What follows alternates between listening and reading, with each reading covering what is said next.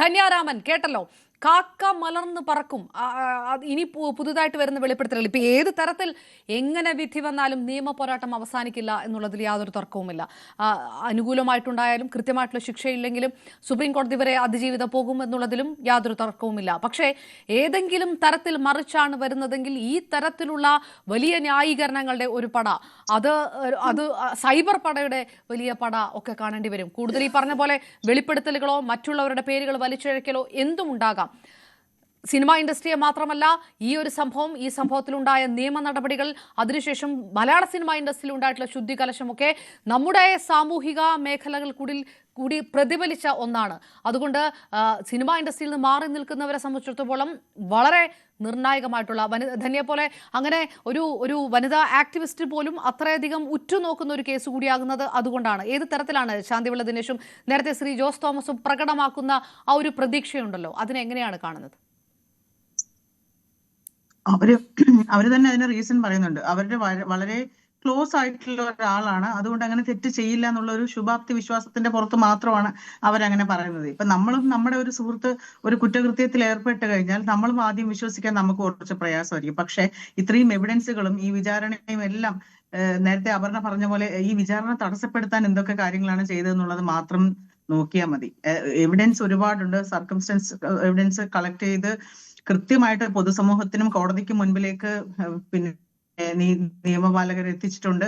അപ്പോ അത് കേസിൻ്റെതായിട്ടുള്ള രീതിയിൽ പോകണമെന്നില്ല. ഞാനത് വളരെ പിന്നെ ഈ ഒരു കാലഘട്ടത്തിൽ 2025 മുതൽ ഈ സാമ്പത്തികം വളരെ അധികമുള്ള ആൾക്കാർ ഒരിക്കലും കേസുകളിൽ നിന്നെല്ലാം രക്ഷപ്പെട്ടു പോവുകയാണ്. നിങ്ങൾ കണ്ടതല്ലേ, കഴിഞ്ഞ ദിവസം ഒരു IT കമ്പനി നടത്തുന്ന ഒരാളുടെ കേസ്, അബ്യൂസ് ചെയ്യപ്പെട്ട സ്ത്രീ സുപ്രീം കോടതിയിൽ പോയപ്പോൾ സുപ്രീം കോടതി അവരുടെ അടുത്ത് പറയാണ്, നിങ്ങൾക്ക് രണ്ടുപേർക്കും പോയിട്ട് കോടതി അത് മീഡിയേഷന് വിട്ടു. അങ്ങനെയൊന്നും ഒരിക്കലും ഒരു അതിജീവിതയോട് അങ്ങനെ പറയാൻ പറ്റില്ല, അങ്ങനെ ചെയ്യരുത്, അത് നിയമപരമായിട്ടുള്ള കാര്യമല്ല. പക്ഷെ അതുപോലും ഇങ്ങനെ പരസ്യമായിട്ട് ഇങ്ങനെ സംഭവിക്കുമ്പോൾ, കോടതി വഴി സംഭവിക്കുമ്പോൾ തന്നെ നമുക്ക് വളരെയധികം ആശങ്കയുണ്ട്.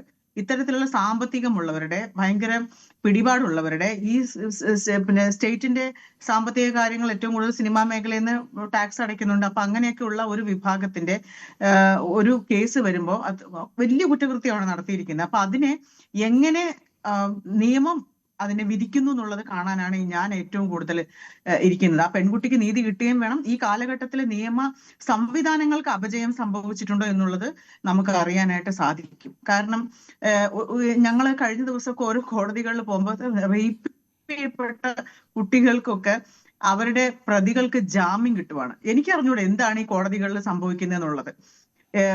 ഒരു വീട്ടിലെ പിന്നെ ഡ്രില്ലിംഗ് മെഷീനുമായിട്ട് കൊണ്ടുപോയിട്ട് ഒരു സ്ത്രീയുടെ കയ്യില് പിന്നെ വെട്ടി മുറിവേൽപ്പിച്ച ആൾക്കാർക്കും ഒക്കെ ജാമ്യം അങ്ങ് കേസുകളൊന്നും മുമ്പോട്ടേക്ക് പോകുന്നില്ല. ഒരു വിഭാഗം സമ്പത്തെറിഞ്ഞ് ഇവിടെ ഇഷ്ടമുള്ളത് അവർക്ക് ചെയ്യാം. അങ്ങനെയുള്ള ഒരു സിറ്റുവേഷനിലൂടെയാണ് നമ്മൾ കടന്നു പോകുന്നത്. അപ്പൊ ഇത്തരം കേസുകളൊക്കെ അതിന്റെ എന്ത് സംഭവിക്കുന്നുള്ളത് നമ്മൾ വളരെയധികം ഉറ്റുനോക്കിക്കൊണ്ടിരിക്കുകയാണ്. ഇവിടെ സാധാരണക്കാർക്ക് പോലും നീതി കിട്ടുന്നില്ല. അതുകൊണ്ടാണ് ഇപ്പൊ കാപ്പ കേസിലൊക്കെ പ്രതികളുടെ എണ്ണം വർദ്ധിച്ചിട്ടുണ്ട്. ഇതിൽ സാമ്പത്തികമുള്ള ആൾക്കാരെ ഒന്നും കാപ്പ കേസിൽ പെടുന്നില്ല. നിങ്ങൾ ശ്രദ്ധിച്ചിട്ട് കണ്ടിട്ടുണ്ടോ? അവരൊരു കുറ്റകൃത്യത്തിൽ ഏർപ്പെട്ടു, അവർ കുറച്ച് സാമ്പത്തികം മുടക്കും, പിന്നെ ആ കേസ് അങ്ങ് തേച്ചു മാഞ്ഞു പോകും. 5 കേസ് ആകുമ്പോഴത്തേക്ക് 5 അവരങ്ങനെ കേസ് പിന്നെ ഡൈല്യൂട്ട് ചെയ്യും, സാമ്പത്തികം കൊടുത്ത് അതിനെ ഒന്നും അല്ലാതാക്കി കളയും. അപ്പൊ അങ്ങനെ ഉള്ളത് കൊണ്ട് ഇപ്പുറത്തെ കുറ്റകൃത്യങ്ങൾ ചെയ്യുന്നവരുടെ എണ്ണം കൂടുവാണ്, കേസുകളുടെ എണ്ണം കൂടുവാണ്. പക്ഷെ നീതി നടപ്പിലാകുന്നില്ല. നിങ്ങൾ സത്യത്തിൽ കോടതി തന്നെ സംവിധാനങ്ങളുടെ ഈ നമ്പർ, എത്ര കേസുകൾ ഇനി വിധിക്കാനുണ്ട്, എത്ര എണ്ണം, ഇത്രയും കോടതികൾ, ഇത്രയും സംവിധാനം ഉള്ളിടത്ത് എനിക്കറിഞ്ഞൂടാ എന്താണ് ഈ കോടതികളിൽ സംഭവിക്കുന്നത് എന്നുള്ളത്. അത് ചെറിയ ചെറിയ മനുഷ്യരുടെ കാര്യങ്ങളിൽ ഇങ്ങനെയാണ്. അപ്പൊ പിടിപാടുള്ളവരുടെ കാര്യത്തിൽ എങ്ങനെയായിരിക്കും 8 വർഷമൊക്കെ ഒരു കേസ് നീട്ടിക്കൊണ്ട് പോയിട്ട് ഒരു പ്രതികൾക്ക് അനുകൂലമായിട്ടുള്ള ഒരു വിധി ഉണ്ടാക്കാനായിട്ട് ഇപ്പോഴും അവരുടെ PR വർക്ക് എടുക്കുന്ന ആൾക്കാർ അത് തന്നെയാണ് സംസാരിച്ചുകൊണ്ടിരിക്കുന്നത്. ഇപ്പുറത്തെ അതിജീവിതയെ കുറിച്ച് ആരും സംസാരിക്കുന്നില്ല.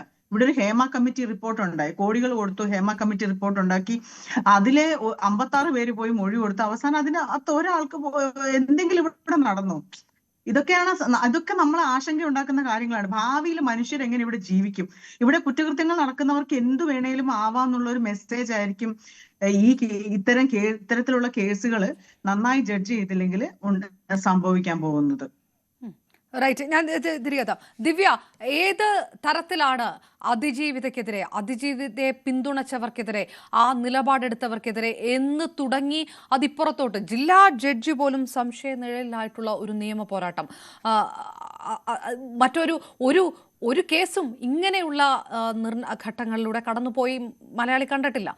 അങ്ങനെയുള്ള ഒരു കേസിലാണ് വിധി വരുന്നത്. അപ്പോൾ വിധി വരുന്നതിന് മുൻപ് തന്നെ അതിനുശേഷം മാനനഷ്ട കേസ് കൊടുക്കും എന്ന് ദിലീപ് അനുകൂലികൾ നേരത്തെ തന്നെ പറയുന്ന ഒരു സാഹചര്യം ഇതിനകത്തുണ്ട്. ഏത് വിധി വന്നാലും നിയമ പോരാട്ടം അവസാനിക്കില്ല എന്നുള്ള കാര്യം കൂടിയാണ് വ്യക്തമാകുന്നത്. ആ സാഹചര്യം കൂടെ കണക്കിലെടുത്തുകൊണ്ട് എങ്ങനെ കാണണം നാളെ വരുന്ന വിധി? ഇല്ല, കോടതി എന്ന് പറയുന്നത് നീതിപീഠമാണോ അനീതിപീഠമാണോ എന്നുള്ളത് നമുക്ക് നാളെ അറിയാം. അത്രേ അതിൽ പറയാൻ പറ്റൂ. നാളത്തെ വിധി എന്താകും എന്നുള്ളത് ഒരു ഊഹം പോലും എനിക്ക് പറയാൻ കഴിയില്ല. കാരണം നേരത്തെ ശ്രീമതി ധന്യരാമൻ പറഞ്ഞ കുറെ കാര്യങ്ങളുണ്ട്. പണത്തിന് മേലെ പരുന്തും പറക്കില്ല എന്ന് പറയുന്നത്, പണത്തിന് മേലെ ഇവിടെ പോലീസോ സർക്കാരോ കോടതിയോ ഒന്നും പറക്കാത്തൊരു സാഹചര്യത്തിലാണ് നമ്മളിപ്പോ ജീവിച്ചുകൊണ്ടിരിക്കുന്നത്. ഈവൻ രാഹുൽ മാങ്കൂട്ടത്തിന്റെ വിഷയം തന്നെ നമ്മൾ കണ്ടുകൊണ്ടിരിക്കുകയാണ്. 10 ദിവസത്തിന്റെ മുകളിലായിട്ട് പോലും അയാളെ പിടിക്കാനുള്ള ഒരു ശുഷ്കാന്തിയോ ആവേശമോ ആർക്കുമില്ല. അപ്പൊ അങ്ങനെ ഒരു അവസരത്തില് ഇത്രയും സ്വാധീനമുള്ള സിനിമാ ഫീൽഡിൽ കണ്ടില്ലേ, ഇപ്പോഴും അയാൾക്ക് വേണ്ടി ഇത്രയും വർഷത്തിന് ശേഷം വന്നിരുന്ന ചാനലുകളിൽ നിന്ന് വാദിക്കുന്ന ആൾക്കാരെ നമ്മൾ കാണുന്നുണ്ടല്ലോ.